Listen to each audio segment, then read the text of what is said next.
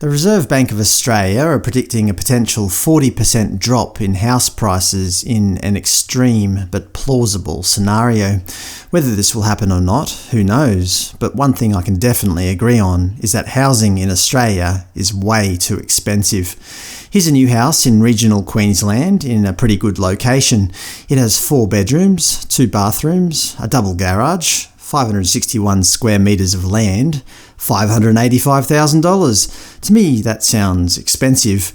We're not talking the capital city of Queensland here. We're talking Middle Ridge in Toowoomba, which admittedly is one of the more expensive suburbs, but regional Queensland all the same.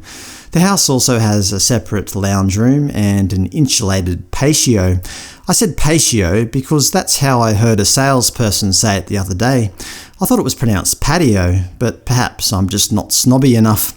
Here's another one in the same housing estate. They're advertised as glamorous villas. Basically, that's code for overpriced duplex. They're 3-bedroom, 2-bathroom duplexes with a double garage, and they cost $569,000 each. Yes, over $500,000 for half a duplex. One half's already sold. Sure, they're nice, but I certainly wouldn't pay that much for them. If you're a first home buyer, you can currently get a $15,000 grant plus a $5,000 regional boost. So that brings it down to $549,000. Note, you can only get the $5,000 regional boost after you've purchased or constructed your home. It doesn't actually help you purchase a new home. But as I've said in other videos, in my opinion, developers are simply tacking the value of these grants onto the prices of their newly constructed houses.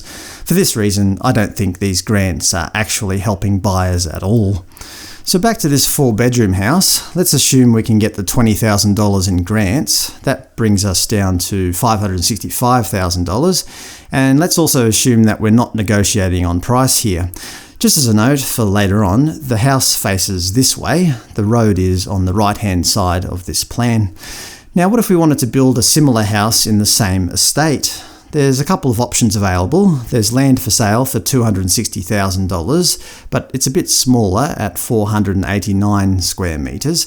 So let's compare apples with apples and pretend that we're buying this land for $295,000. Again, no negotiating on price. Now, I want to build a similar house to this one. Looking online, the only builder I could find that lists all their prices online is Dixon Homes. I've no affiliation with Dixon, it's just that they were the only one I could find that listed their prices. Here's a similar 4-bedroom, 2-bathroom house with a double garage for a touch over $160,000. Admittedly, it only has an alfresco and not a patio, but they serve the same purpose, I believe. If you don't know the difference, look it up, but from what I understand, they're both places where you can sit outside and eat without getting rained on. For those of you who can't afford an insulated patio or alfresco, you can always pick yourself up a portable gazebo from Bunnings for like a couple of $100. So anyway, back to the house. The $160,000 is for their basic habitat specification. That's perfectly livable. It just doesn't include all the extra bells and whistles. Basically at Dixon, you can choose between one of 4 specifications which determine what inclusions you get.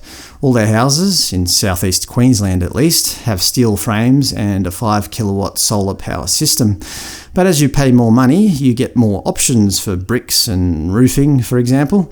You can get air conditioners and stone bench tops, better tapware, and imported European microwaves and dishwashers. Anyway, to make this a fair comparison, let's go with the most expensive option, a concrete tile roof with the resort specification for $180,000. Okay, so we've got our land for $295,000. After talking to a couple of builders, I know they have to spend at least some money on preparing the land for construction, which can cost around $10,000 to $20,000. As this estate has pretty much been prepared for building, I would assume that it would be on the cheaper end of the scale, but you know what they say about assumptions, right? So let's go with the more expensive assumption of $20,000. So that's $315,000 so far. Now adding on the cost of the house, $180,000, that brings us to a grand total of $495,000. Let's also add on an extra $20,000 for unexpected expenses that I haven't thought of here to bring us to $515,000. If we're a new home buyer in Queensland, we can get the previously mentioned $20,000 in grants, plus we can also get the new federally funded $25,000 home builder grant because we're building our own home to live in. Note, this grant is currently only available to Australian citizens, as my wife and I have found out recently. She's a permanent resident and not a citizen, which excludes her from this grant. By the way, all the other grants that I have mentioned are available to permanent residents, so it doesn't seem to make much sense that this new grant is only available to citizens. Anyway, moving on, that means we have a total of $45,000 in grants to build our own home in the same area on a similar piece of land, which brings our total costs down to $470,000. The other house for sale, taking into account grants, costs $565,000.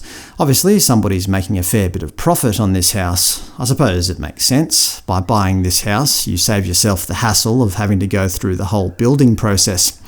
Just say we didn't care about getting the same size block of land. Just say we went with the cheaper $260,000 option in the same housing estate, which I think is still way too expensive.